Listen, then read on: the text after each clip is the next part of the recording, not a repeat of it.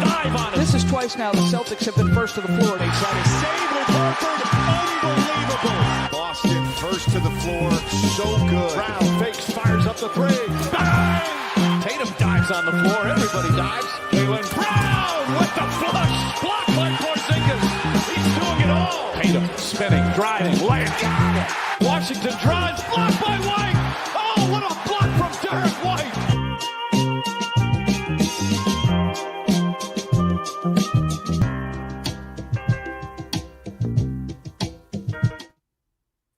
What is up? First to the floor. I'm Jake Eisenberg, joined by Wayne Spooney. How are you today, my friend? I'm doing great, man. I'm doing excellent. We are approaching Media Day happened, which doesn't really do it for me, but it means we're close to the season, which very much does it for me. That's right. And very special guest, kicking off our Eastern Conference Rivals series, Nathan Marzion of Bucks U Pod, contributor for Behind the Bucks Bus, but you probably know him best as the general, the captain, the president of Bucks Twitter. Thank you for coming back, Nathan. How's it going? Yeah, thank you for having me. I'm excited to, it's that time of year again where we got basketball starting to, make the headlines again, and we're getting close to the season, and it's an interesting time for both of our teams. And I think it'll be fun to kind of discuss both of our situations, because I think they're both definitely have a different feeling than they have for the past 5-7 years. So it's going to be fun. Yeah, definitely a weird season for the Celtics. I guess we have a shared common ground in our star players having Achilles injuries. Have you gotten any Dame hype video? Because that was the big thing for Celtics Twitter this week, because we got Tatum on the court, which sent us into complete Celtics-gasm territory. Yeah, I know. I mean, I've seen Dame doing some workout videos, because I still follow him on Instagram and everything. So I've seen him posting some stuff on there. So I know he's kind of, the way he's talking, it doesn't sound like he's going to be playing anytime this season. He sounds like he's going to just take his time and not rush back. So I'm a big Dame supporter. I'm rooting for him. I'm always going to wish the best for him. And, it sucked how everything had to kind of end with that. And that playoff injury was absolutely devastating for several reasons. And now we're kind of at this point with the Bucks where it could go several different ways. And they've made some moves that we'll talk about to keep Giannis here and keep the team somewhat competitive for the time being. And it's going to be interesting to see how it plays out. Yeah. I've started to, I don't know what it is, but I think it's because the Knicks have risen and their fan base has become so insufferable. I'm starting to feel a bit of a kinship with the Bucks. And I also feel like Giannis is underrated. I mean, people are always like, oh, he's one of the top three, but it feels like folks don't talk about just how impactful that dude is. I see the over-unders for the Bucks, and it's like he's just gonna win a shitload of games. He's just that good, and it really doesn't matter who's next to him. So I feel like both of our teams are kind of the forgotten sons of the Eastern Conference at this point. So I have developed a bit of a kinship. So I don't know. Do you guys feel the same way, or still FTC?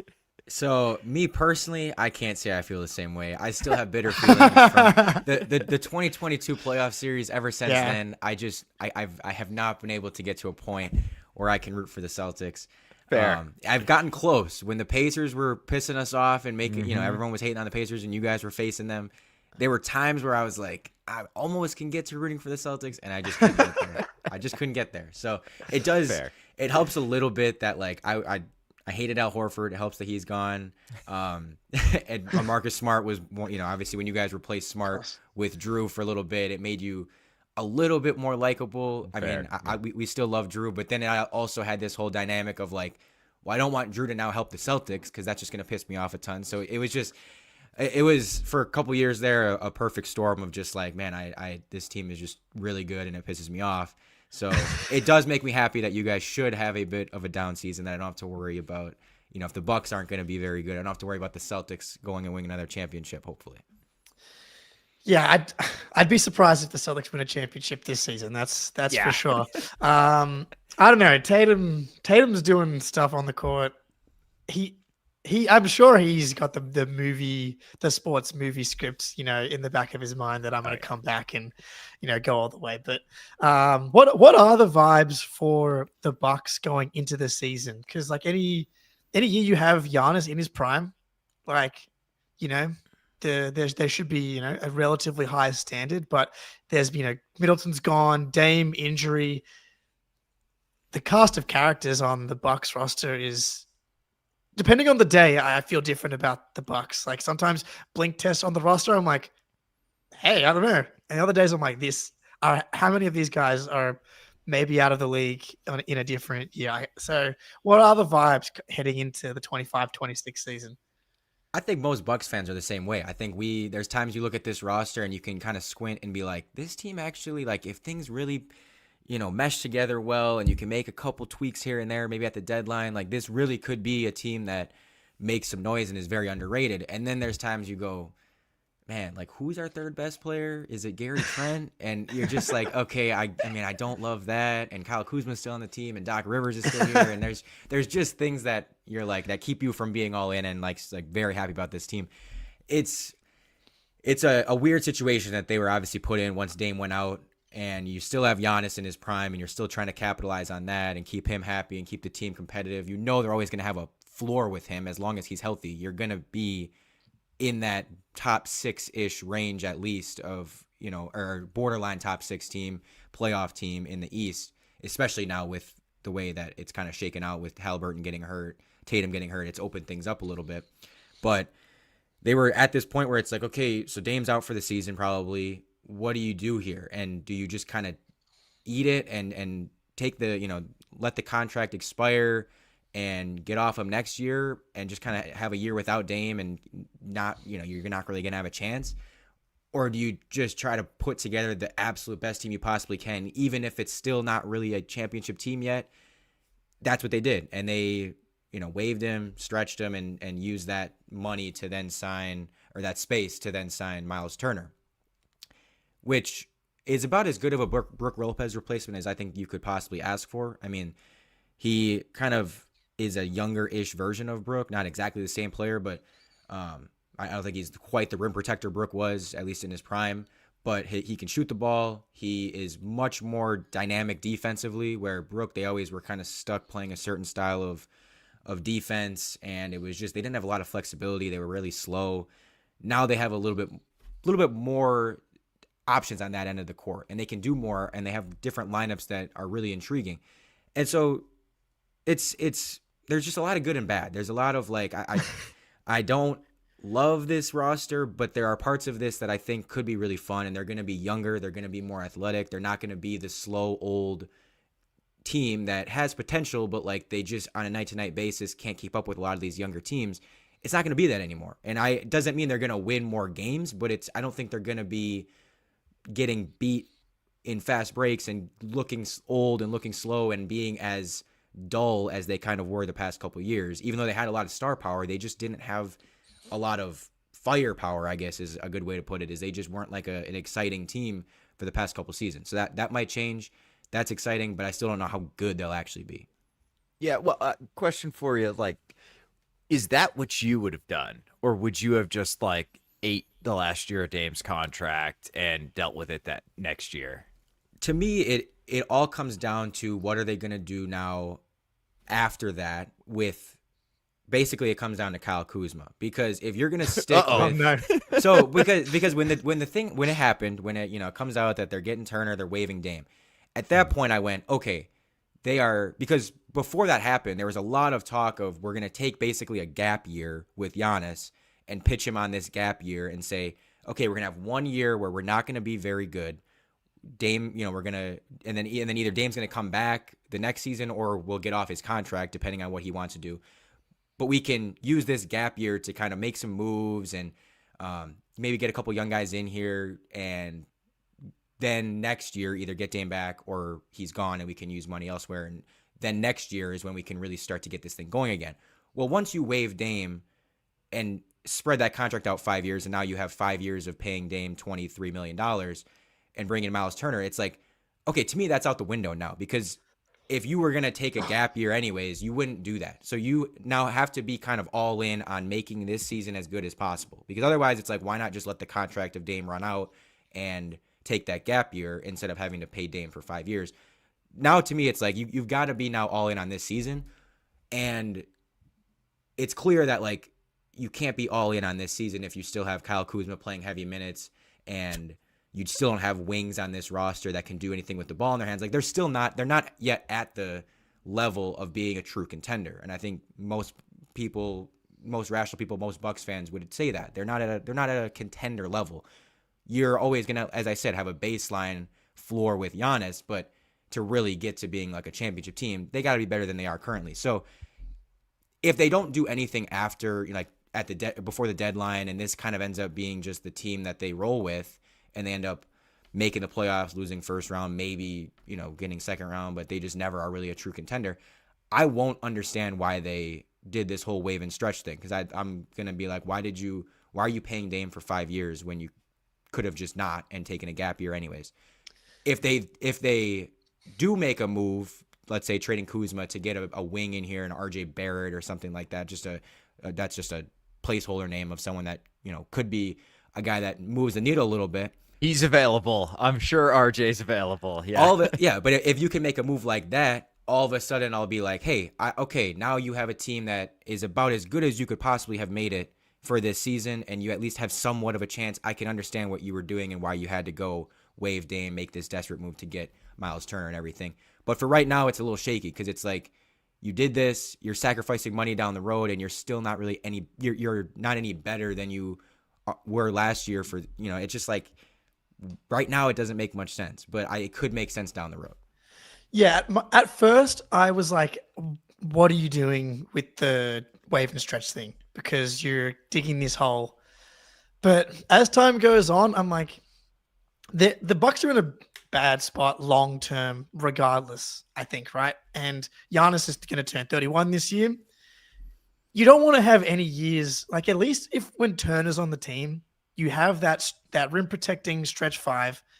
While Miles Turner was up and down in this most recent playoff run, he was still a starting center on a finals team. Like, granted, that Pacers team was deeper, like obviously good team. I mean, the Bucks were like about to be 2-2 with the Pacers in round one if they don't blow that 7-point lead in like 49 seconds, and Gary Trent Jr. goes from going Ray Allen to I don't even know.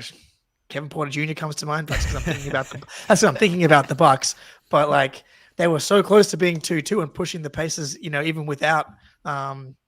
What game did Dame get injured? He got hurt game 4, so it would have been 3-2 had we won that Gary Trent Jr. game. Okay, but yeah, so like with Giannis, you don't want to waste these years, and if you're gonna be screwed long term, you may as well just fucking go all in and be like, we're cooked anyway. Let's just see what we can maximize here. So I'm with you there. What can they do with the Kuzma contract? We will see. Let's just talk about Giannis a little bit here. Spoonie kind of talked about the disrespect, and I don't know, maybe we feel like a slight kinship here because I mean every fan base thinks that their main guy is going to be disrespected, but the part that I think we can relate on is the Luka stuff. So like Jokic, he's won the MVPs and the titles recently. Shea is going to get that nod right now, even if I don't think that he's necessarily ahead of Giannis to have that season he just had where they win 67 games and they win the title. He wins the finals MVP. I get that. But Luka is just handed like on a silver platter, like best MVP odds year after year. He was third on the MVP top 100, the ESPN top 100. I think I saw Jason Timpf had him at number 2. Despite having like one of the worst seasons. Yeah. Despite having one of the worst seasons he's had in years. And people are projecting the skinny Luka stuff. But why does he not have to prove it is what frustrates me than anything else. It's like for everybody else, they have to really prove it in order to, maintain that status or earn that status. But Luka just gets the benefit of the doubt despite doing the things or not doing the things that everybody claims are the most important. Whereas like Giannis and Tatum are there every night, two-way, and drive winning year after year after year. Like Giannis at 4 is crazy to me. Yeah, I don't get it. And like you said, I have no problem with people putting Jokic ahead of Giannis. I mean, I get it. Jokic is great. Jokic is unbelievable. Now, being a little bit biased and just that's our guy, I'm always going to think Giannis is the best player in the world right now in his prime. But if someone wants to say Jokic is ahead of him, I'm not going to argue too much. SGA, okay, I get it. He's coming off a great season and everything. I still would put Giannis over him because he's done it 7 years in a row of being this dominant. But I still at least get it. Yeah, I don't understand the Luka stuff. And I know he's had a couple of deep playoff runs. He made the finals, but it's not like he was amazing in those finals and it just came up short. But he was unbelievable. Like he was, defensively terrible. And I know there were games where you had said it made you kind of respect Giannis more because Giannis went out and kind of emptied the clip when he went out. And Giannis really just like when you're the best player on the team, that's how you got to go out. And Luka didn't quite do that. And there's just he hasn't proved it on the same level of these other guys, and he hasn't necessarily like needed to based on the way he's being ranked in these top 5, top 3 player rankings. It's like I don't get it. I've kind of just grown sick of like even talking about it with Giannis because it just seems like every single season this is what happens, and it's just people like, yeah, he's great, but it's kind of like boring at this point because he does it every single season. He's putting up 32, 12, 6, and on 60% from the field, and it's just like just does it year in, year out. And the last few years the team's flamed out, so he's not gonna get as much recognition because they're not playing deep in the playoffs. I get that, but it hasn't been his fault. I mean, he was hurt he was hurt 2 of the seasons and still played amazing in the games he has played in the playoffs. I mean, he was averaging a ridiculous stat line against the Pacers, averaged a ridiculous stat line in the games he lost against the Heat 2 years ago. It's just, I don't know. I don't know what more he has to really do to like get people's recognition. It's not his fault that the team has lost the last few years, so I don't really know what the knock on him really is. And the two-way impact absolutely is something that gets underrated with some of these guys, where I know Jokic is an amazing offensive player. I know Luka is an amazing offensive player, but Giannis is doing it on both ends of the court. And he's not as good defensively as he is offensively, but he is still a top 2-tier defensive player, whereas those guys are not in that stratosphere. And I think a guy like Tatum has that as well, where it gets overlooked. And I know he's, again, kind of boring to some people, but it's like the guy just shows up all the time and he plays two-way basketball, and it's just something that not a lot of guys do, and I think it's underappreciated. Yeah, from an opponent's point of view, anytime we got matched up with the Bucks in the playoffs, I was absolutely terrified. Even if I felt like we were the better team, like 2022, obviously biased, I thought we were the better team, but it's still very much like, what the hell are we going to do to stop this guy? When we played the Mavs in the finals, I was like, Tatum is going to blow by Luka so many times. Like, we got these guys. I know we're winning this. And I called in an article I wrote for Celtics blog, Celtics in 5. And our primary offensive strategy was to just attack Luka Doncic in isolation. Like, to me, if a team in a playoff series can use you as the thing they do to win it, that should probably knock you a few levels down in like these player rankings. Whereas Giannis, you're scheming everything you can to get away from his ass when you're attacking the Bucks. And like, people just seem to not really value that. And it makes me so insanely mad because like teams will not go at Tatum either. And it's like, that's super valuable if your superstar is also the guy they're trying to avoid on the other end. And like that gets thrown out the window because Pretty passes in the Lakers. Yeah, and it doesn't show up on a stat sheet all the time, so It's just like people just ignore it. They look at a basketball reference page and they say points, rebounds, assists. Okay, this guy's better than that guy, and there's just a lot more to it than that. Yeah, it's like the elite cornerback thing. Guys don't want to go at Tatum, guys don't want to go at Giannis, so they're not going to get like. And it also kind of unlocks the rest of the defense. You can put Tatum and Giannis in those helping roving roles where they're best unlocked. Yeah. So that's that. I'm excited for it because the expectations for Luke, like he has to reach such a high level in order to meet these expectations, and I think he's going to fall short again, which I'll be looking forward to. We'll get into expectations for the Bucks and the Celtics after this. I'm going to do a quick. We'll pay the bills here. quickly, and we'll be back in a second. We got Prize Picks coming up here. The Patriots mollywopped the Carolina Panthers over the weekend. Drake May, MVP season on the way. I'm really not enjoying how much hype we're getting after some of these. Like, played great against the Panthers. Let's just slow the roll and a little bit of humble pie before we see the Bills. If things go well against the Bills, we can really start to get ahead of ourselves. But give me more on Drake completions, Drake yards. That's been money in the bank. But also give me Josh Allen, more yards, more completions at this Sunday Night Football game. That's where I'm going to be going.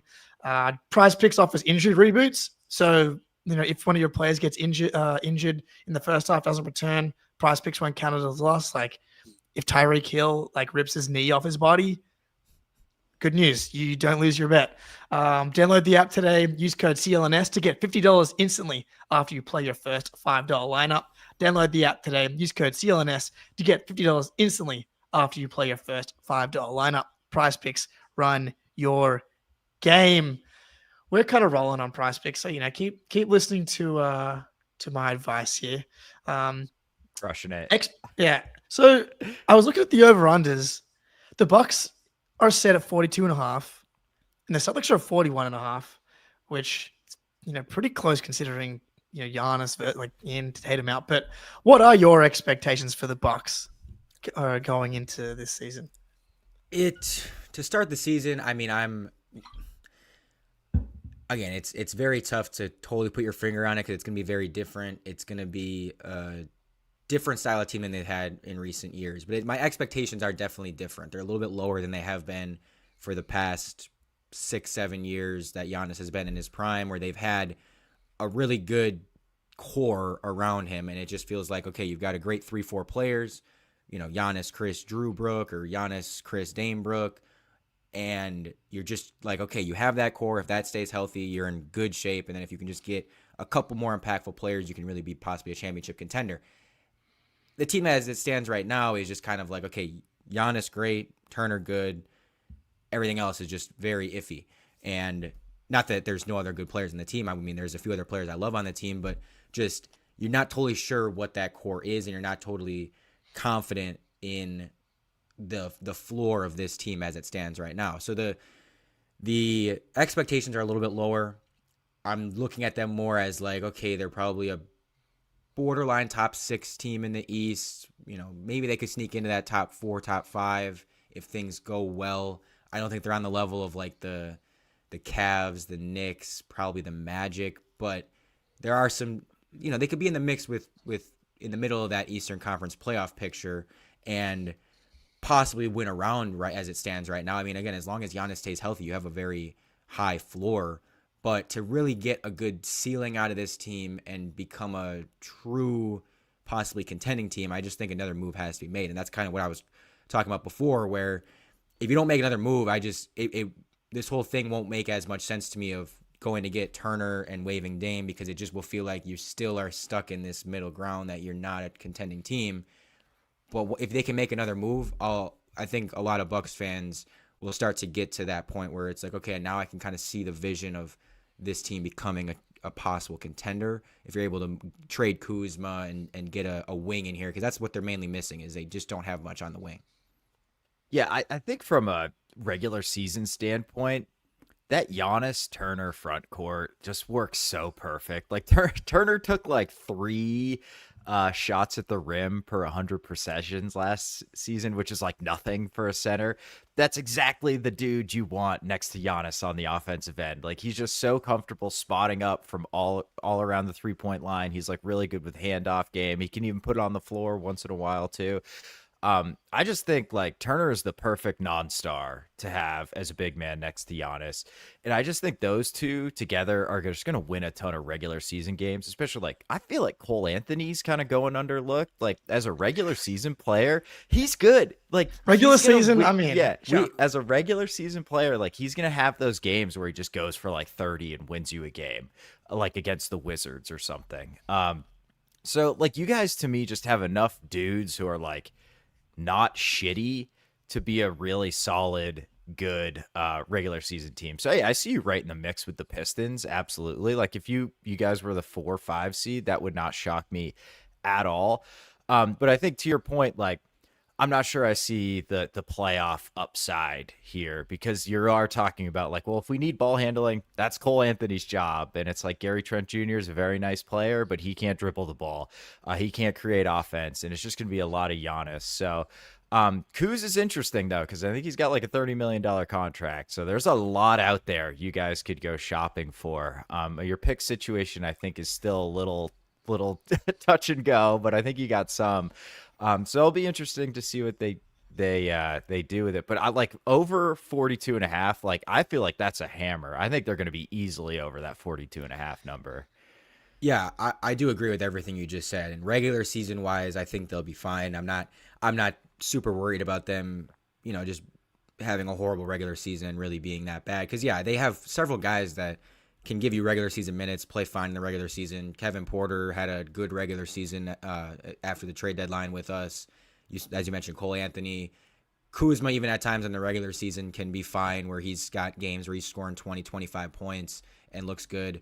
And of course, Giannis and Turner, and that's going to be, I love that. I love that duo, and I think that'll be a very good pairing, as you said. I'm very excited about that, and it sucked that news was immediately followed by the news of them waiving Dame, because for 5 minutes we were all so excited of like, oh my goodness, cooking. this is amazing, and then it was like, wait, what just happened? But yeah, Turner's always been a guy that I've looked at as like, if we traded Brook Lopez or got rid of Brook Lopez, that is the guy I'd want to get, because to me he's just a younger version of Brook, and again, not exactly the same, but like a similar type of player, a guy that fits super well alongside Giannis, just like Brook did, where yeah, he can play on the perimeter and he's much more mobile than Brook. It gives you so many more options defensively. I think it's going to unlock so much more flexibility, and as I mentioned earlier, just the different style of play, because this team was stuck in this slow style of play when they had older players on their roster with, Dame and Chris and Brook, and now they're out of that, and now Giannis is like the second or third oldest player on the team, and it's all of a sudden just a really young team. And I think that'll help a lot in the regular season, because that you play a ton of these young that team, like when we were, again, the past few years, we were one of the more talented teams in the league, and our core was so good, but we were playing all of these teams that, yes, they're less talented than you, but if you're playing them in the regular season, they have young guys, they have fresh legs, they can get up and down the court on you, and the Bucks just didn't always, care enough and put in enough effort to really stop that, and it resulted in them losing a lot of games that they probably were the better team in, or they were the more talented team, but in the regular season, it just didn't look very pretty, because you had a lot of these younger teams that were just ready to go. I think now the Bucks will not be losing that many games like that, and they'll be ready for more of that, and they'll have the young legs and just be a team more suited to handle that. So I think it could look possibly even better in the regular season than it has the past couple of years. But yes, the playoffs is ultimately where, I just lose sight of like this. I don't see the ceiling. I don't see the possible championship team right now. And that's kind of, I'm always thinking about that. In the middle of Giannis's prime, like that's, to me, ultimately all that really matters is like your championship ceiling. I don't really care too much about regular season success. I want to go win a championship. So that's what I'm always thinking about. I applaud them for always going all in. I mean, that's something John Horst has done a great job of in his time here, is like, you had said earlier, like it's that fuck it mentality of like, well, we have him, he's here and he's in his prime. You might as well go all in and see what you can get out of this roster. That's what they did with this Dame for Turner move, is just like, screw it. We are going to do everything we can to put the best team around him, even if it's not pretty right away, even if you need to move some pieces around throughout the season and try to make it work. We're going to do everything we can. I can't blame them for ever doing that, even if I don't agree with every move they make. They're trying to do something and change the dynamic of this team, and it's like I understand it. Yeah, we got a big fan in the chat here. I think it's a Celtics fan, but we got expectations for Bucks getting out of the second round. So conference finals run. Tish expects a 50+ win season for the Bucks. I love it. We got some bullish. I can't the East. Like I get the Magic case, but can they actually get a top 20 offense for the first time. I'm still skeptical that like Desmond Bane's going to completely solve all of their problems. The Hawks are relying on Kristaps Porzingis, and as we know, that can go south at any moment. So there's definitely a pathway. Just also flagging, Sox batted in a run in the top of the ninth there, bottom of the ninth, up 3-1 against the Yankees here. I know the Cubs got a win earlier today, Nathan. I saw sir. you're pretty excited about. So we're monitoring. But so like what's the starting lineup? Because you got Giannis, Turner, locks. But you're right about the wings, because I'm looking at the roster, then it's just all power forwards and guards. Yes. The wing again. Like, the wings is the biggest issue, hands down, is the wings, and not having guys that are between 6'6" and 6'9" that can do anything with the ball in their hands. I mean, it's just like they don't have many guys, periods, between 6'6" and 6'9", let alone that can do anything with the ball in their hands. And so yeah, it's just a weird kind of roster right now. So yes, Giannis and Turner absolutely locked in at the 4 and 5. The point guard sounds like it's going to be Kevin Porter. That's what Doc had kind of revealed that today. So that KPJ is starting at the point guard. Basically, every Bucks fan, or at least every smart Bucks fan, wants AJ Green, the 2 and 3 to be AJ Green and Gary Trent. Whatever order you want to put that in, you can move them around. It doesn't matter. But every Bucks fan that I know that is knowledgeable wants Gary Trent and AJ Green 2 and 3, because the lineups with Giannis, Trent, Green were fantastic last year. The lineups just period with Trent and Green were fantastic last year. Like that duo on the court at the 2 and 3 was so good, and those guys have played so well in the past year and a half. So it is like we are going to be so frustrated when it ends up being Kyle Kuzma and Taurean Prince out there. I'm gonna lose my mind. But yeah, that's kind of the biggest fear of every Bucks fan, is like who's going to be starting on those in that 2 and 3 spot, because the 3 especially is the biggest question mark. And I would bet money it ends up being Kuzma, but I absolutely hope it ends up being Green and Trent together, because I loved that lineup when they went to it in the playoffs. It was fantastic. It took them too long to adjust and get to that lineup, but once they did, it was really good. I just think that's easily the best combination that's gonna you're going to have with this team. I'm a big fan of Ryan Rollins, the point guard. I don't know if you guys know much about him, but I'm a big fan of his, and I'm hoping at some point he becomes a starting point guard. Now, maybe KPJ ends up being better than I expect him to be. He was fine with us last season, but I do kind of expect him to go back to being a little bit of an inefficient type of player that just isn't totally playing winning basketball all the time. If that's the case, I'd love for the Bucks to kind of give Rollins a shot there and end up with a Rollins, Trent, Green, Giannis, Turner lineup. That would be my ideal lineup, but I won't complain about KPJ in there right now. But the main thing is I hope that they end up going with Green and Green and Trent on the wing, because that's the one area that they're really kind of struggling in, and those guys are the ones that have proven to be very good in those two slots. So yeah, to your point, Giannis, Green, Gary Trent in 311 minutes last year, plus 20 net rating, 130.6 offensive rating. So absolutely blowing people off the floor. Speaking of going to that lineup too late in the playoffs, where are you guys at with Doc Rivers at this point? Where's Bucks fandom with old Doc, our old friend of the Celtics? Championship winning coach. Yeah, he's got a ring, baby. Yeah, it doesn't matter how long ago.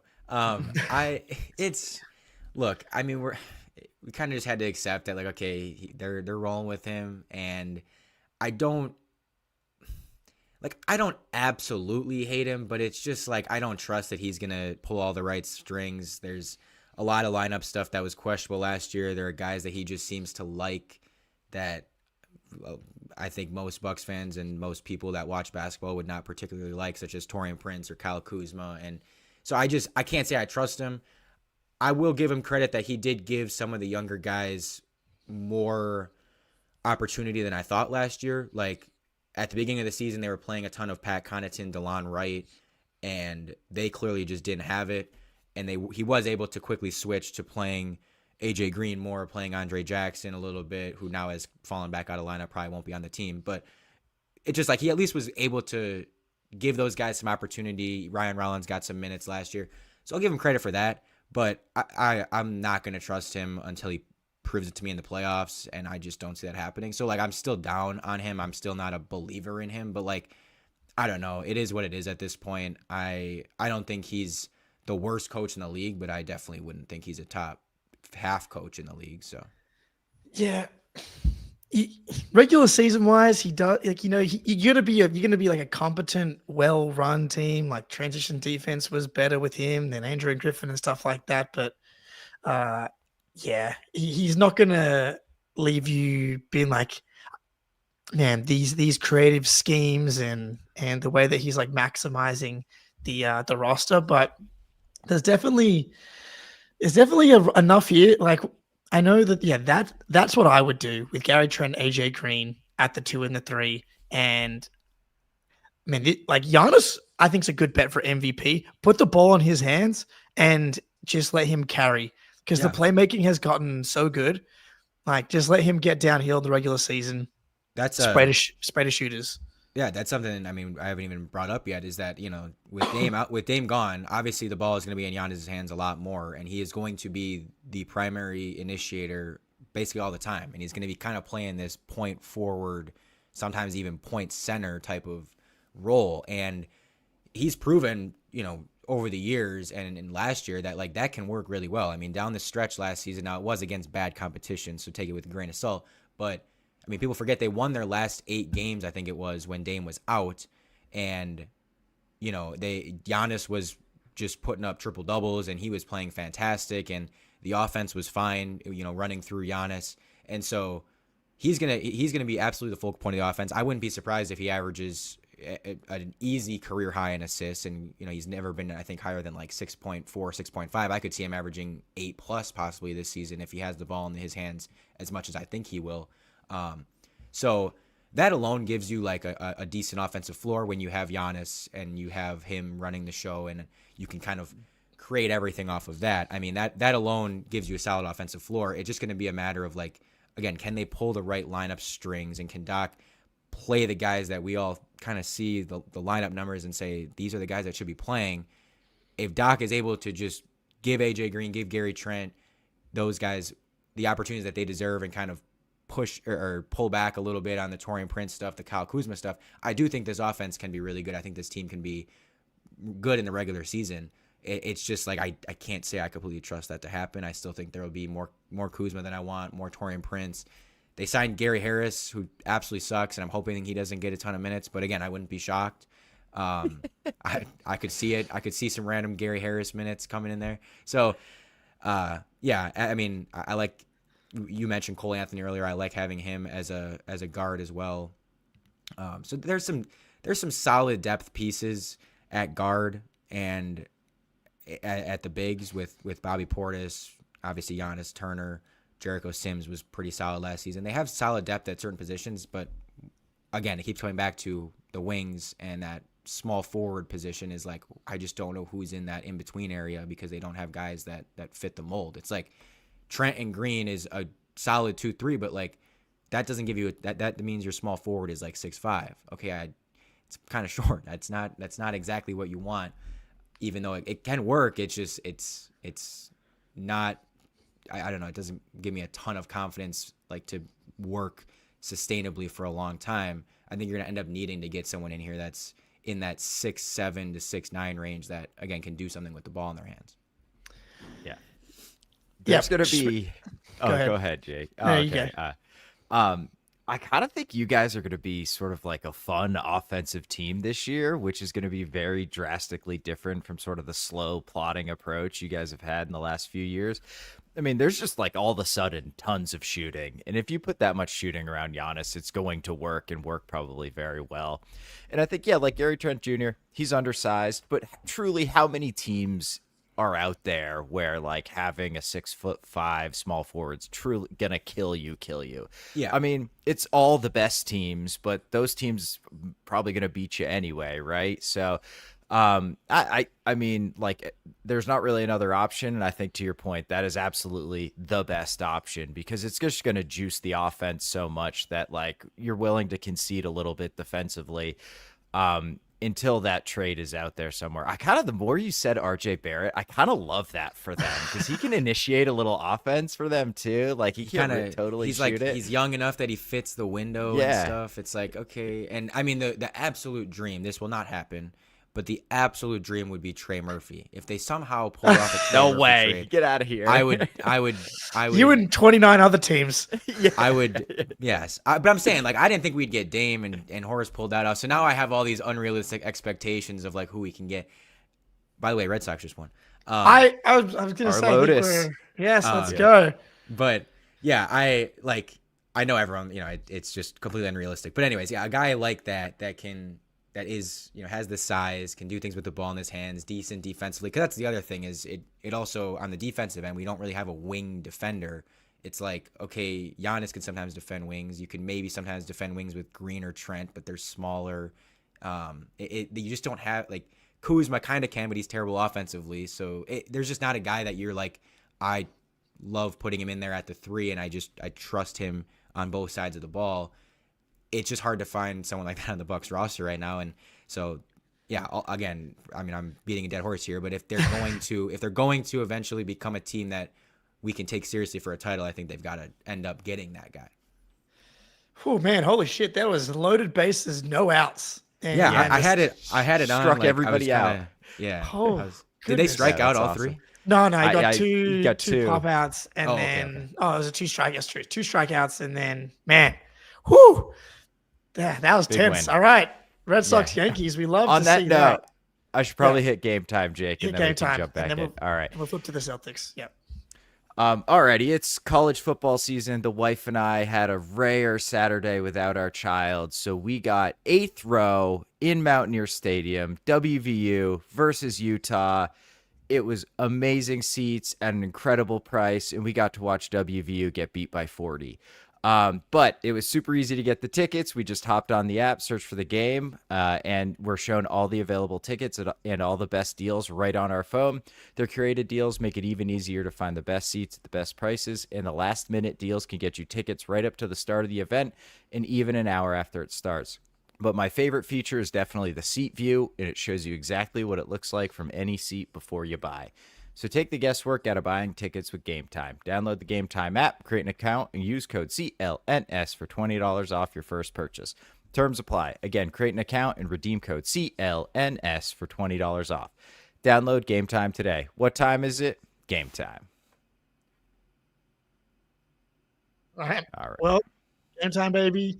That was beautiful. All right. So Celtics over under 41.5. I mean, I don't know if you've been following the Celtics offseason. Obviously, Tatum's out. We lose Drew. We lose KP. We lose Horford. We lose Luke Cornett. I just saw Seth Curry is going to the for them last couple of days. But yeah, what do you think about the Celtics season? You know, the Jaylen Brown, Neemias Queta, Peyton Pritchard should be concerning. He put the Bucks in a blender last season, but he put everyone in a blender. That's a good point. Yeah, true. He really did. But yeah, where are you on the Celtics this year? I mean, it's so different. It's hard to really until I see it, I'm not gonna have any idea. Now, I do definitely think that they obviously are probably going to be quite a bit worse. I mean, I think every Celtics fan would admit that too. Not having Tatum and kind of having to make those moves to get under the apron. It's like you just kind of had to take your medicine a little bit there, and it's probably just gonna be one of those seasons where you're just kind of middle of the pack. And I do think, like, reading those over unders, I mean, I do think they seem too close to the Bucks to me. Now they do still have some. I agree. They do still have some good players, but not having Tatum while we have Giannis, that seems a little crazy. And it's not like you guys have the depth that you have had the past few years. I mean, that was the thing. That was the thing that I always envied about the Celtics was I was like, even if Tatum or Brown is out, like they can still be so good because they just have 6 other guys that are incredible in their roles and just still so good on both ends of the court. And they just kind of lost that. And it's one thing to lose that and then, okay, we still have our top guys, but to not have either of that, you lose the depth and you lose your top guy. I think I'm not going to go like way under the 41.5 or anything, but I do think it's too close to that Bucks number. Like if they're at 41.5, I'd put the Bucks at 45, 46.5 personally. But I mean the main glaring thing is just that the bigs, the power forward center positions they just don't have much there. I mean, I'm just licking my chops. Correct. Giannis playing that team, I'm just like, okay, come on, let's go. Boucher's gonna lock him down. Yeah. Al Horford's finally gone. No more Horford, baby. Yes. Finally. I don't just see that dude, give everyone fits and give Giannis fits for some reason and hit every corner three that he takes. So no, it's just like, that they have some big question marks, and like, I mean, I'm not totally like, I don't follow them obviously as closely as you guys do. Does it sound like they're going to do much to address that right away? Or is this just going to be a season where it's like, you just kind of live with it and we're just going to address it later on? Like, that's kind of what I would do, but. Yeah, we've been team stealth tank for most of the off season. Yeah. Like Brad Stevens making the starting the big men rotation, Neemias Queta, Luka Garza, Xavier Tillman, like that I think is like the Death Star, the little exhaust pipe. It's like, that's just one floor. You can attack that. And like, if your bigs we'll see.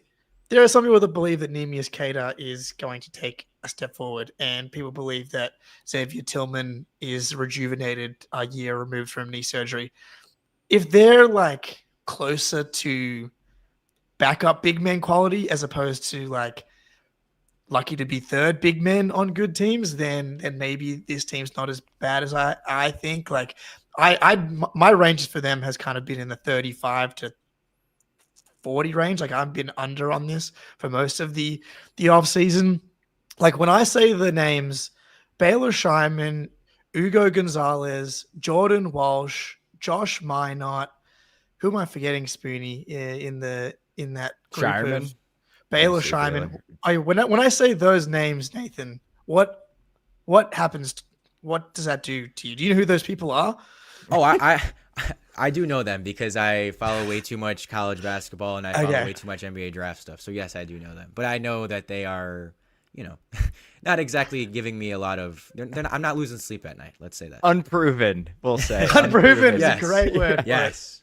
Yeah, I mean, like the Celtics under is looking juicy to me in the same way that I think the Bucks over is. Yeah, I'm with you. Like 40 and a half, 41 and a half for the Celtics isn't crazy to me. The Bucks should definitely be higher in my opinion. Just the floor is so high with Giannis.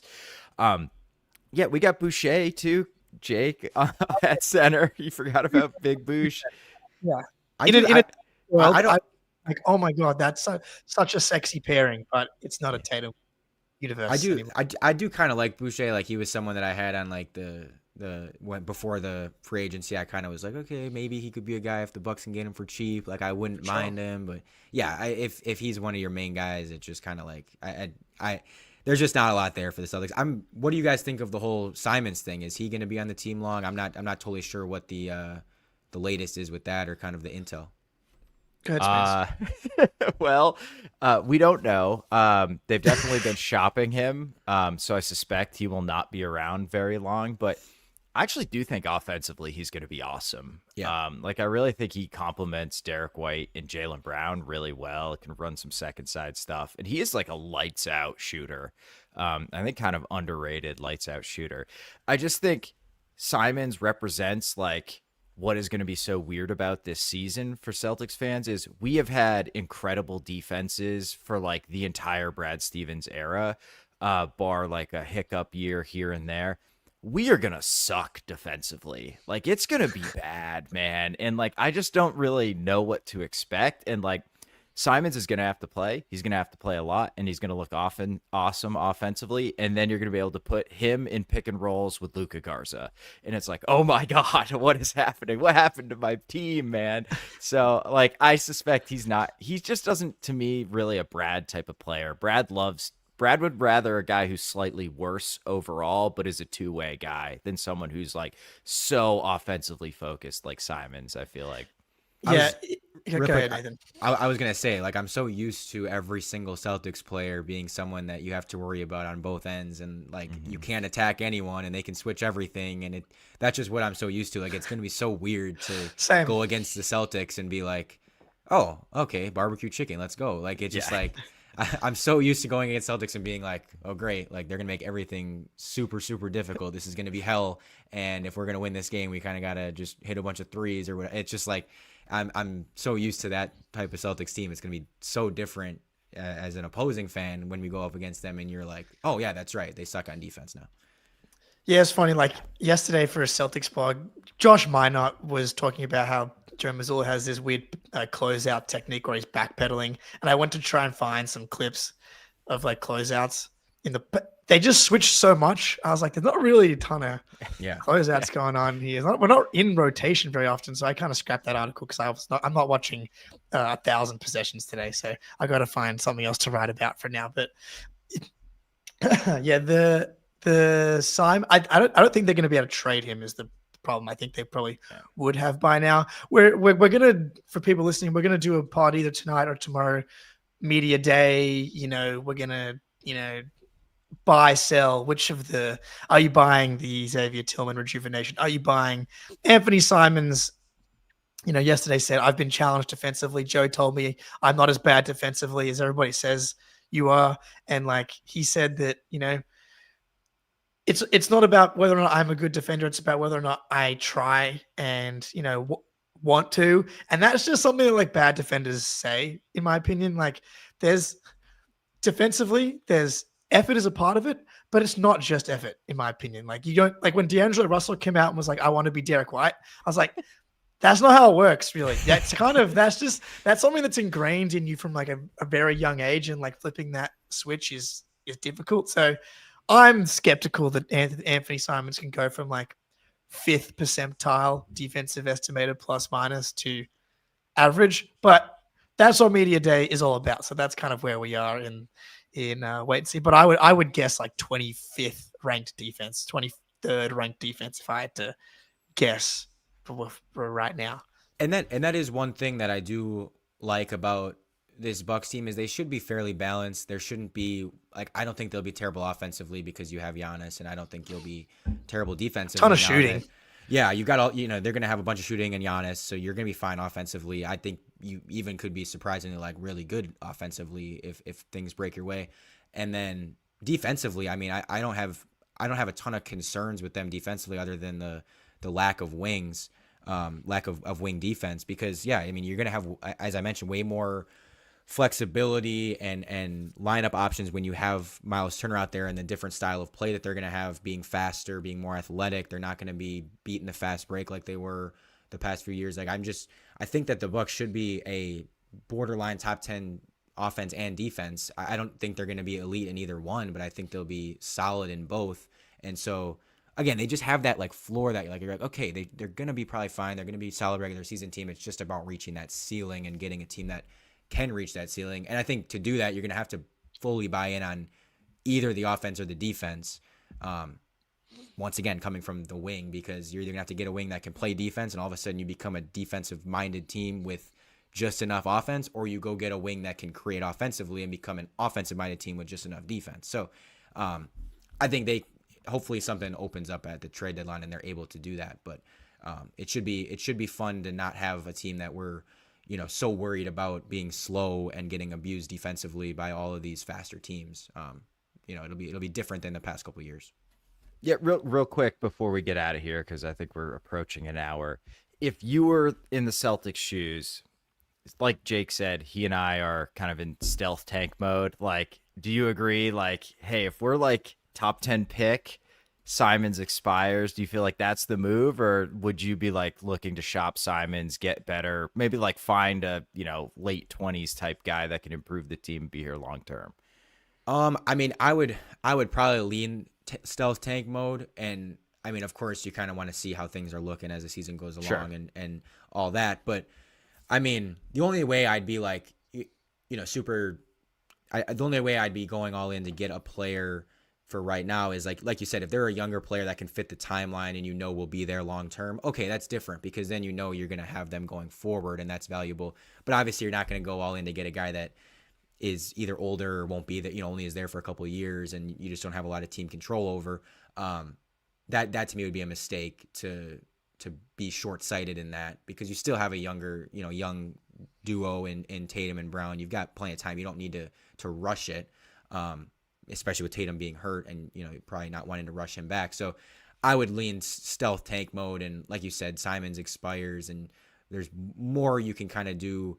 Take that, as I was saying with the Bucks earlier, we talked about the gap year. Kind of take that gap year, take your medicine for 1 year and just okay, let's get it going again next season and kind of get everything together at that time and maybe make another run at it then and get it moving in the right direction again. So, yeah.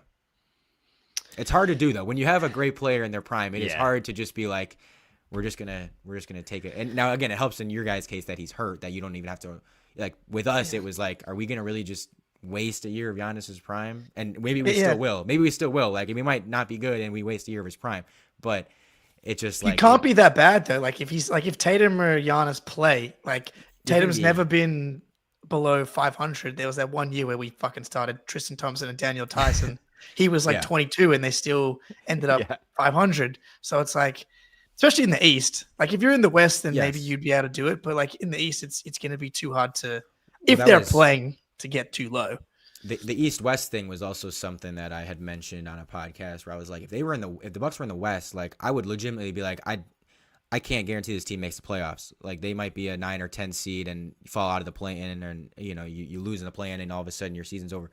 In the East, I'm we should be either a 7-8 seed, have a favorable play-in matchup and only have to win one game and get in the playoffs, or already be a playoff team, without even being in the play-in. I'm confident they'll be a playoff team in the East, and that definitely helps. I think that's also part of why they did what they did in, going to get Miles Turner and really keeping this thing afloat and pushing all their chips in is hey, it's not we have no chance. You're in the East. If things break your way, even a couple more injuries possibly, not that we're rooting for injury, but if there's a couple more injuries, all of a sudden things open up even more and you can kind of just sneak your way through if everything breaks your way. So, yeah. Yeah. The Celtics aren't going to tank though is the problem. If I learned anything from media day yesterday, it's we're gonna play the hardest anyone's ever played. We're gonna yeah. But you got to remember, they're not gonna come out and say, "Hey, we're gonna just take it easy this year. It's gonna suck. Don't come to the games. We're gonna be bad." They're too honorable. And maybe the basketball gods will reward us in some way, but it's just not in the DNA of Missoula and Brad and Jaylen Brown and these guys. And anyway, which is if they're gonna be bad, at least they're gonna bust their ass all year, and that's at least fun to watch. And you'll have some really fun Peyton Pritchard games. Hell yeah. And we really will. Yeah. That's excited. Right. Hauser, dude, I like how he was a Marquette guy. So exactly. Yeah. I was friends with him at Marquette. So. Oh, no way. There you go. Nice. That's awesome. Yeah. Yeah. Throwing up in buses on championship parades together. There you go. That's awesome. We're big Hauser is underrated guys on this podcast for sure. A bunch of Celtics fans want to trade him for the 14th pick to hopefully get someone that's not as good as Sam Hauser probably. Yeah. His defense in that playoff run was super underrated. Everyone was trying to target him. Bro, just because he's white. I have to post the Sam Hauser finals highlights every 2 weeks because people are talking shit. I'm dude was the seventh man on the team that won the finals and guarded Luka Doncic. We see the similar with AJ, the white guy that gets targeted because he's white and Derry Bird. He ends up holding his own. You're oh yeah, he's not bad. Yeah, no, he's probably slightly below average, maybe average defender. Yeah, he moves his feet really well, and that was something that he's strong. The last two versions of this Bucks team, we couldn't stop anyone from blowing by us. They just couldn't keep guys in front of them, and he was one of the few guys that could keep a person in front of him. They still might be able to shoot over him because he's small, but he just was able to move his feet really well, and I always appreciated that. So, yeah, I still think he's very underrated just in the NBA in general. Obviously his shooting everyone knows about, but his defense is really solid. He makes a lot of the right plays, and it's just I feel like there's very few times I'm angry at AJ Green when he's out there, which is that's kind of one of the ways if a guy is good or not is okay, how often is their fan base mad at them? Yeah. Yeah, and that's the Torian Prince test. It's because Yes. like if you've never had him on your team, Yeah. you're like 40%, I don't know, 40%, 42% from three, baby. He's 6'7". Like how bad can he be? And it's like he still shot 40% from three, and everybody hates him, which is that's a bad sign. Yeah. Nathan, we very much appreciate you coming on. Anything to plug? Where can the people find you coming up over this next basketball season? Yeah, so obviously my Twitter account is where I do most of my stuff at Nathan Marzion, and then I'm doing a podcast with a fellow member of Bucks Twitter, and it is called Bucks University Podcast at BucksU_pod. But yeah, everything else I do is kind of already linked on my Twitter page. So everything I'm doing is pretty much on there. So yeah. Hell yeah, man! One year at a time, we're building this bridge between the Boston and Milwaukee fan bases. Do you guys hate the Pacers or no? No, see, we love the Pacers. I love the Pacers. Yeah. Yeah, because so what happened was when we swept them in the conference finals, and everybody was shitting on the Celtics' path being easy, and the Pacers weren't. We were like, you guys don't get how good the Pacers are, because every game was super close, and so once we had Tatum's injury and the Pacers were still in it, the further the Pacers went, the more it validated the 2024 Celtics. Yeah. So we became like, it was like the Boston Pacers. So unfortunately, we can't share that hatred. Yeah, we obviously got bounced by them last couple of years. They've talked so much shit to us in those matchups, and we hate That's Halliburton. Halliburton's a Wisconsin guy, but he became so unlikable to us, and so yeah, there's a lot of Bucks fans. I think a lot of Bucks fans would say right now they hate the Pacers more than the Celtics. Again, I'm not one of them yet. I can't get there quite yet, especially now that Halliburton's out for the season. I'm not going to hate them as much. But fair. Well, the Turner thing though is interesting. And then, cool. we steal Turner from them. So yeah, I don't know. They're starting to creep up into that territory, and obviously it's always fuck the Sixers for both of us too. Yeah. Oh yeah. Honestly, And I think the Knicks are number one right now. Like I would take anyone winning a title besides Interesting. Lakers and Knicks. I don't hate the Knicks that much, but we haven't gone we haven't butted heads with them too much. So. But it's just like the one fan base that can't be like, but they literally haven't won a title in anyone's lifetime. So it's just like, let's just keep that like that. So we can all just say, at least we're not the Knicks. Yes. So Nathan, it's been a pleasure. Shout out everybody listening. We'll be back with all the media day stuff for the next couple of days. Till next time, go Celtics.